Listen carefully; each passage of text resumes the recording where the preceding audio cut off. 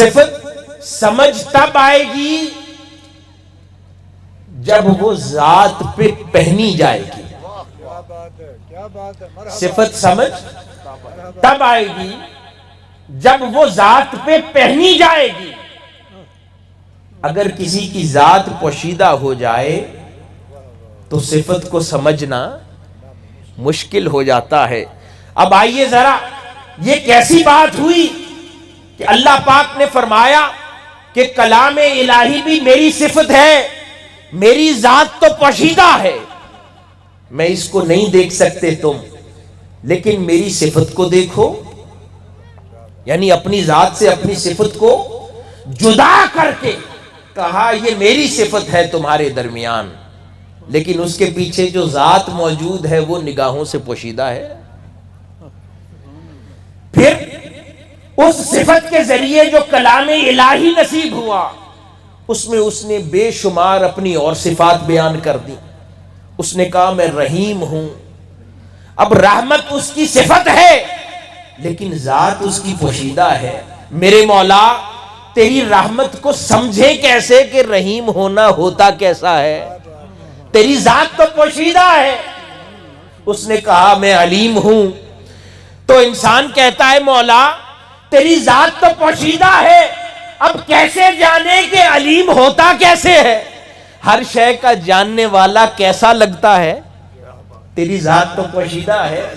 مولا تو نے کہا میں شفا دیتا ہوں، پر تیری ذات تو پوشیدہ ہے، کسی نے تجھے شفا دیتے دیکھا نہیں ہے.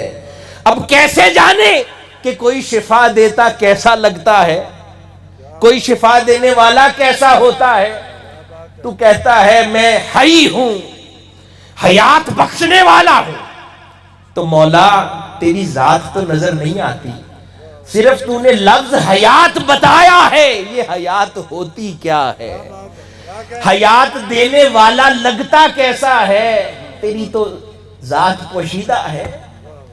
پھر کہتا ہے میں تجھے رزق دیتا ہوں. مولا ہمارا یقین ہے تو رزق دیتا ہے، پر تیری ذات تو پوشیدہ ہے، ہم کیسے جانے کہ رزق دینے والا ہوتا کیسا ہے؟ پھر کہتا ہے میں تخلیق کرتا ہوں. مولا ہمیں قبول ہے تو خالق ہے، پر کیسے جانے کہ تخلیق کرنے والا ہوتا کیسا ہے؟ اب یہ بہت بڑا مسئلہ تھا کہ ذات اور صفات الگ ہو نہیں سکتی اور خدا مخلوق کے سامنے آ نہیں سکتا، وہ ذات کا راز کھول نہیں سکتا، اور صفات بیان کرنا بھی ضروری ہے کیونکہ اس کے بغیر پھر اس خالق کی کسی کو خبر نہیں ہو سکتی.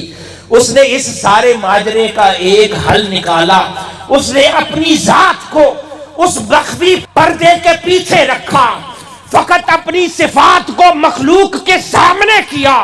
جب سوال کیا مولا ان صفات کے پیچھے کوئی ذات نظر نہیں آتی، اس وقت صفات اپنی رکھی اور اپنی ذات کی جگہ اپنے مصطفیٰ کی ذات ان صفات کے پیچھے کھڑی کر دی. کہا صفات میری دیکھو، میری ذات نہیں دیکھ سکتے، ذات میرے مصطفیٰ کی دیکھو صلی اللہ علیہ وآلہ وسلم. قربان جائے کہ پھر ایسی ذات کہ جس ذات کے لیے اس نے اپنی صفتیں چن لی، یا یوں کہو کہ ایسی ذات کہ اپنی صفات کے لیے جس ذات کو چن لیا. اسی لیے تو سیدہ عائشہ صدیقہ رضی اللہ تعالی عنہا فرما اٹھی، کہنے لگیں کہ آقا علیہ الصلوۃ والسلام کی ذات خود چلتا پھرتا قرآن ہے. کیوں کہ قرآن میں ہی تو خدا کی سب صفتیں بیان ہوئی ہے نا. حاضرین گرامی، خدا نے کہا پوچھتے ہو نا کہ رحیم کیسا ہوتا ہے، میرے مصطفیٰ کو دیکھو کہ جب کہیں وہ ہرنی میرے مصطفیٰ کے سامنے آ کر اپنی اولاد کے لیے وقت مانگتی ہے، کہیں اونٹ آ کر میرے مصطفیٰ کے سامنے گڑ گڑا کر اپنے مالک کی شکایت کرتا ہے، کہیں میرے مصطفیٰ کا دل غم زدہ ہو جاتا ہے بلال کی بھوک دیکھ کر، اور وہ کہتے ہیں کہ میں چاہتا ہوں کہ جنت کے خوشوں سے پھل توڑ کر بلال کی جھولی میں ڈال دوں. خدا کہتا ہے رحمت سمجھنی ہے تو مصطفیٰ کے خلق کو دیکھو. صفت خدا کی ہے، ذات مصطفیٰ کی ہے. کہا مولا حیات دینا کسے کہتے ہیں؟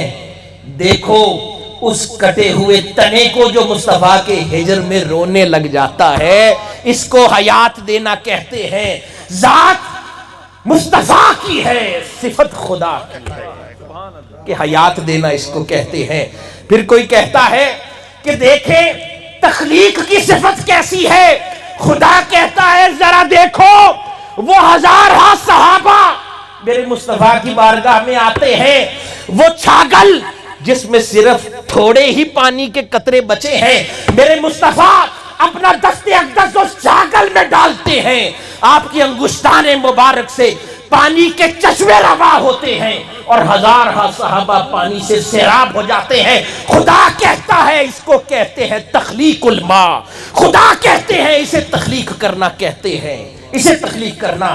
اگر دیکھنا ہو خالق کیسا ہے، میرے مصطفیٰ کو دیکھو، نعرے تکبیر، صفت خدا کی ہے مگر ان صفات کا ظہور ذات مصطفیٰ سے ہے، کیونکہ خدا کی ذات پوشیدہ ہے، اس کو ہماری آنکھ دیکھ نہیں سکتی اور صفت ذات سے جدا ہو نہیں سکتی۔